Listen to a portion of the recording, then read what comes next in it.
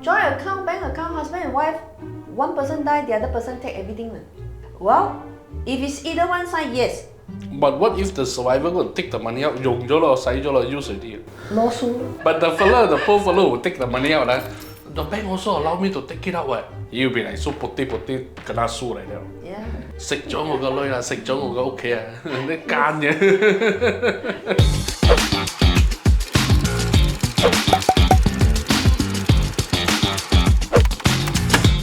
Hi everyone, welcome to Rockwills Estate Planning Podcast. My name is Sam and I'm your host. Now today we have two very special guests joining us together to talk about a very interesting topic regarding the misconception in estate planning services. So first we have Miss Peggy. Hi, I'm Peggy here. And we have Miss Lai. Hi, I'm Lai here. I believe one of the most popular things that they ask you is that, hey, how much is a will? Is writing will very expensive? Maybe it's a misperceptions. They thought that writing a will must be either very rich, so because you're rich, so you tend to pay very expensive pricing. In fact, I have quite a number of my clients, their will fee are actually below thousands. In Malaysia, right, doing a will is definitely affordable. Comparing to Singapore and Hong Kong. In those countries, the exchange rate also different. It's very normal that when people first call you that, like, I want to, my thing is very simple, my will will be very cheap. But the moment when we know about their background, to know that their concern upon their demise, what is the most things that they want to plan for their legacies, then they start to know that, oh, will actually there are so many things they can put in the will rather than a direct distribution. Just for example, if I know that my child may be a spendthrift, then do you still want to give them a lump sum, or you want to really put in more controlling features that they make your will more comprehensive, a bit maybe intermediate. So from that onwards, they will think that, oh, the cost is not the key issue for them. A lot of people, when they first call you the time, they will say, I just want to do a very simple one.冇乜嘢㗎啦，好簡單㗎。Why do you think they always start by saying that? Because I think what they have in mind is, will is about how to distribute my asset, full stop. Maybe the misconception also that the will cost be based on the estate value rather than maybe the structure of the will. This is very important. If I justify with the structure, the fees charged. So speaking of that, what actually determines the cost of the will? It's the context of the will that you line up in this will planning. When you set up this will, what is your objective? Who you want to protect? Who you want to cover? There's always a reason behind, and you must also understand the behavior and characteristics of your beneficiary and the type of asset you have. All this, right, it will actually varies your will planning and structures. So every will is a tailor-made will. There's no such thing called general will, standardized will, template will. It suits family A, it doesn't suit family B, even though with the same structure and same content. So at the end, writing a will actually not really just writing a will as simple as just that. Not about distribution of assets. Correct. And how am I keep the harmony of the family overall. And those who need my protection, because some family they have special child. They need the most protection. They cannot say fair or unfair. I remember I have one client share with me, I have this not so clever son, so I want to give him more. I remember this very well. I said, because I'm the one who brought them to the world, I'm responsible for that.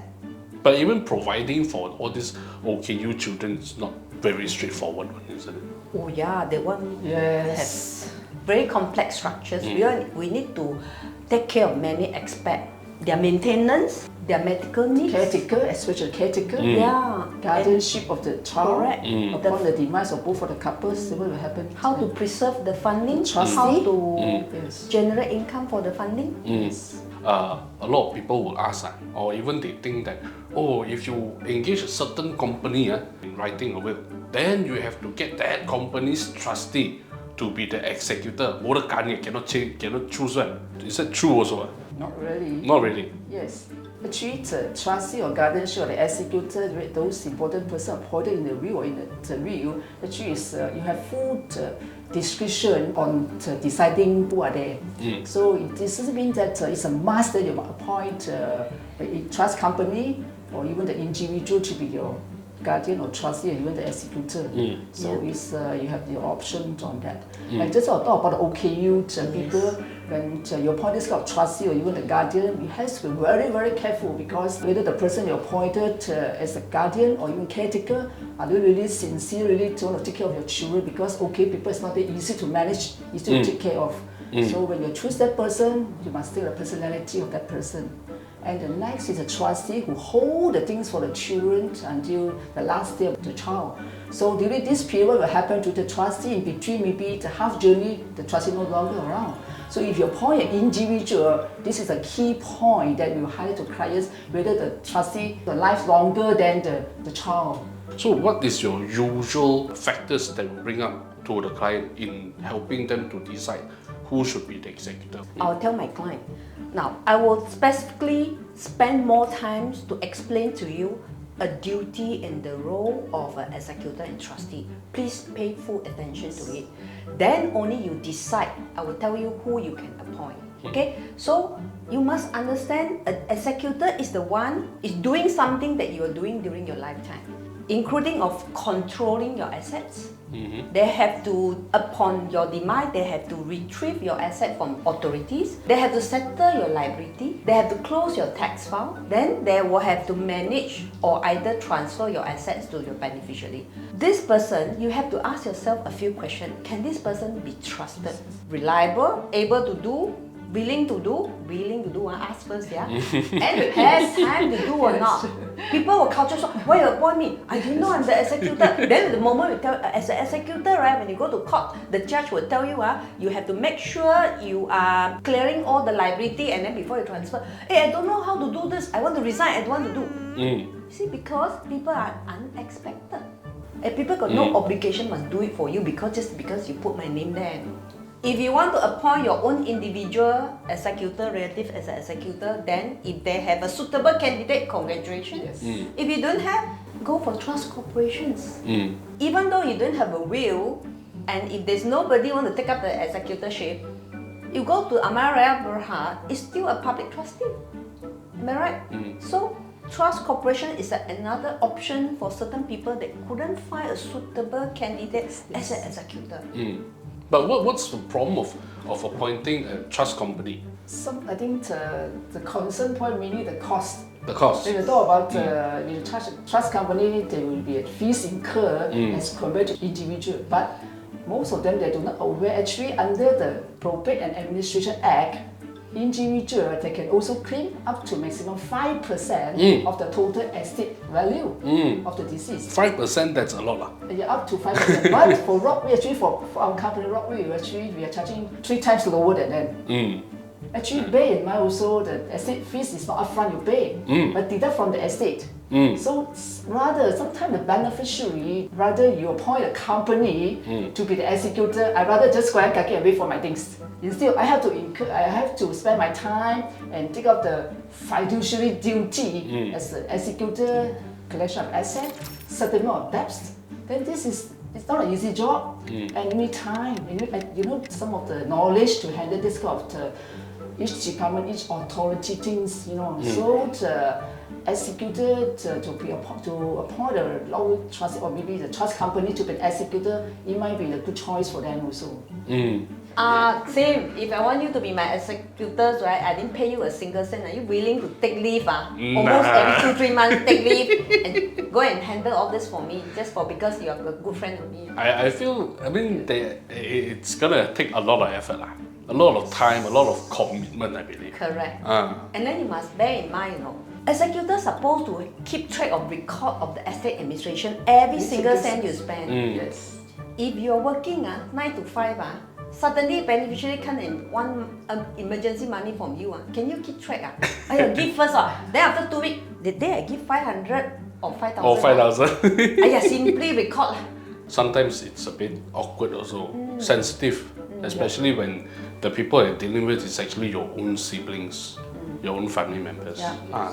But And it's also to appoint a trust company because it's always subject to audit. audit. Yes. Compliance. Compliance, yes. This is an important part to Safer, consider also.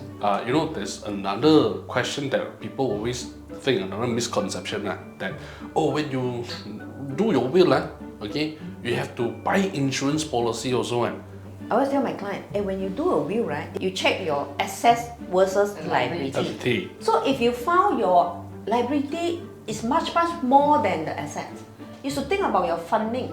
Of course, insurance is part of the funding that you pay minimum premium and then your coverage is higher.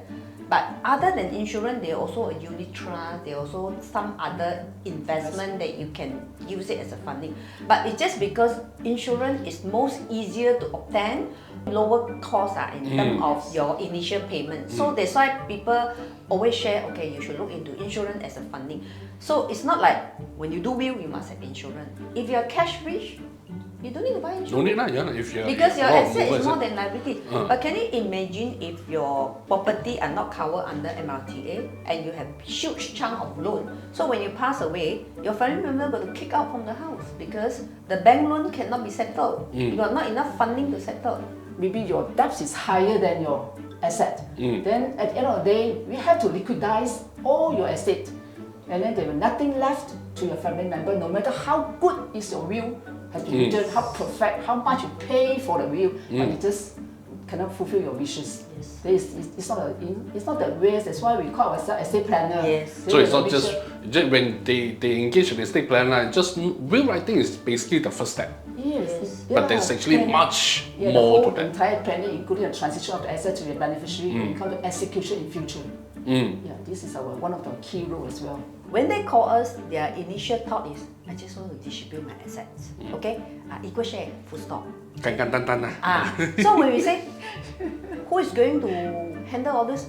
You're not around already. Do you know you need an executor? Huh? 我咁樣嘅嘢㗎?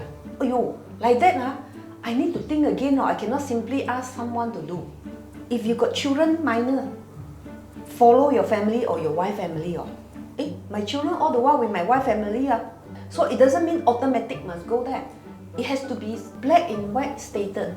So these are part of the planning. And we also tell you, when come to the administration of the will, the executor's duty is like that. So your asset liability, how to settle, how to negotiate with the bank for your outstanding, how to negotiate with your shareholder for your business. Or you want to give your entire company share to your son, which is 3 years old. How is he going to negotiate with your shareholder? So that's where you come in. Exactly. We explain. So our explanation would trigger them on deeper thought to do a proper and better, well-covered planning for estate distribution. Especially when talk about the business part.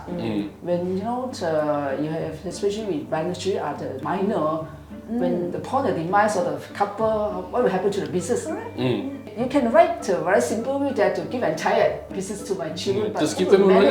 The operation part how? You don't even know how to run the business. Yes. You see a lot of times, right? They say, anything happen to me, I give it to my wife lah. I leave it to my wife. Later on, she decide how she want to give to the children. I say, how you know that who go first? Why you so confirm? You go before your wife. What if both go together? Then how your will full stop at husband and wife? Basically, just like a lot of clients out there, a lot of prospects out there, they'll be thinking, okay, I need a will. Is it they don't know what they don't know? Yes. I share one of very common misperceptions that have. They always say, joint account, bank account, husband and wife, one person die, the other person take everything. That's why I open joint account like that. That's why the reason why I say, well, if it's either one side, yes, your spouse can withdraw it from the bank without bank notice. But legally, the entire account is not 100% belongs to the surviving account holder because it will fall under the will distribution or estate distributions. If someone want to challenge, if the lawful beneficiary if there's no will under the Distribution Act, they can request the joint holder release 50% to share. But what if the survivor will take the money out, 用咗咯，使咗咯，use already? Lawsuit, you go and bring him to the court. So to avoid all this, right? Stated in the will, the joint account with my wife, give to my wife, full stop lah. You clear all the doubt. What? But then also our death cert, we have a time of that. The moment we withdraw from the bank, there's a record of the time of withdrawal. You match the things together, then you see, oh, the withdrawal was after. Yeah, they will come to you. But the poor fellow who take the money out, the bank also allow me to take it out. What? You'll be like so putty, kena sue like that. Yeah. I always share another scenario. Your brother wanted to buy a property, couldn't get a bank loan, so you use your name jointly so you can get a bank loan. And in your will, you're going to say, I give all my immovable property to my husband. Alamak. You give away your brother's share, you know that? I didn't know. I never thought about that.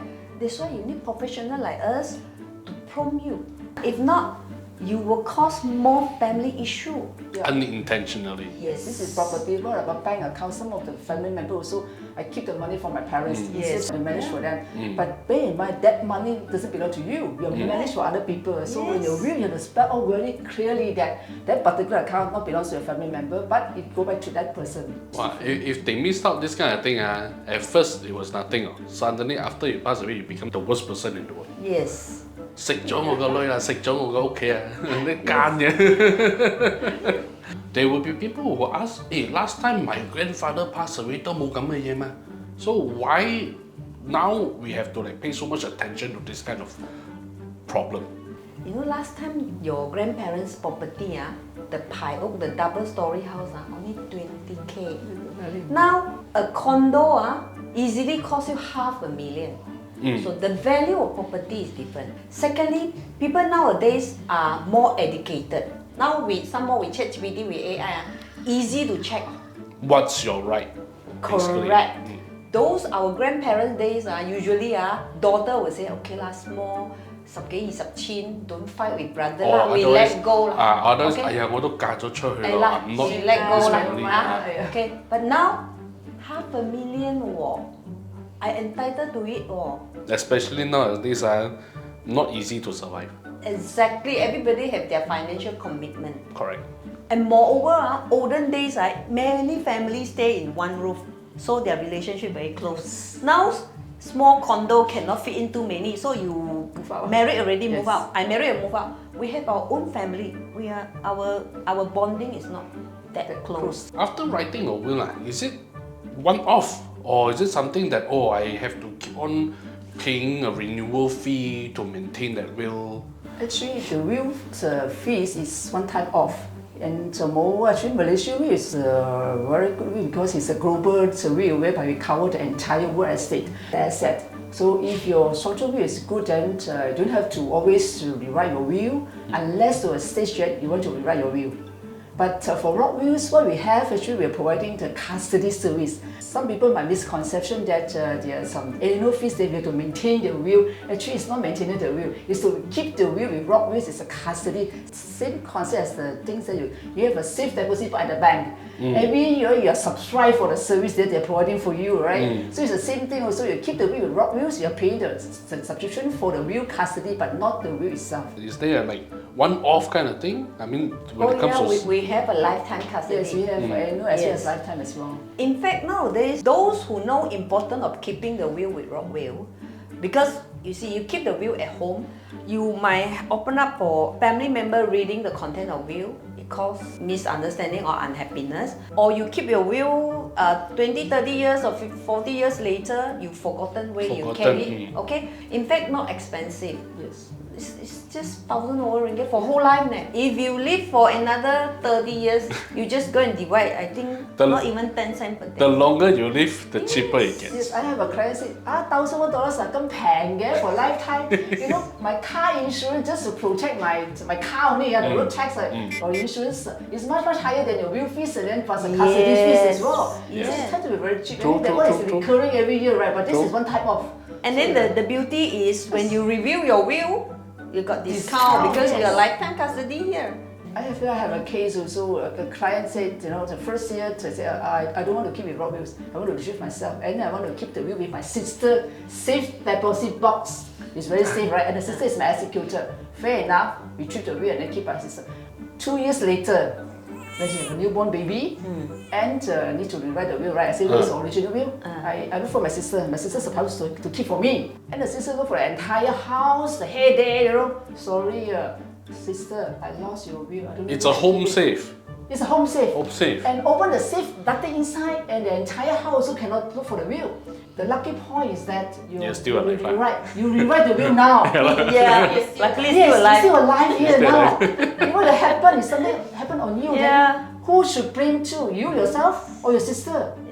Like Singapore also, the Singapore government, they have a national custody to provide for the operation. And you pay for that. But so far Malaysia, no. But Rockwills, we have our national custody provided for the customer. Yes. I would say estate planning is one of the most important decisions that you had to make during your lifetime. Yeah, I really hope that whether you are single, you are married with children, or you are old people, everybody please try to have your estate planning takes place. Because as we know that, as far as now is concerned, there are already 80 billions unclaimed assets, that is public trustee ARP. So we do not hope that our hard-earned money or asset be part of that. So please try to get a professional estate planner to get it done as soon as possible. If you are budget constrained, try to get the one that's suitable to you with the budget that you are able to afford with. So with that, we've come to an end to our estate planning podcast. One thing to bring back, when in doubt, ask the professionals, right? Thank you so much. Thank you, Peggy. Thank you, Ms. Lai. Thank you. Bye. See you in the next episode.